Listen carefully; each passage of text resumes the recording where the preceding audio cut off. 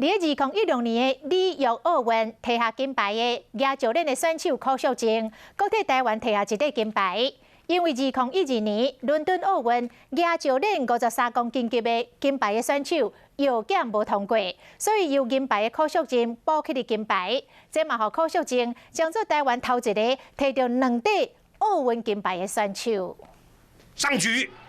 脚步要站稳。 2012年伦敦奥运，柯淑净伫53公斤级输予哈萨克选手赵湘玲，敢若摕到银牌。不过因为赵湘玲药检无过，经过4年国际奥运的法律定书，总算予柯淑净的银牌变作金牌。如果是最快的方式的话，1月底左右呢，这个 IOC 才把奖牌寄给中华奥会。 柯淑净伫2016年的里约奥运已经摕到1块金牌，佮加上伦敦奥运的金牌，一个人摕2块金牌，予台湾奥运金牌累计数量来到5块金牌。因为伦敦奥运柯淑净的银牌，各项奖金是每个月来领，体育署买报这8年来的查价。2012年的11月，一直到今年为止，大概会有362万6千的一个补额，到12月为止。2016年里约奥运的金牌奖金对1200万提悬到2000万，柯淑净选择每个月来领，一个月会使领12万5千块，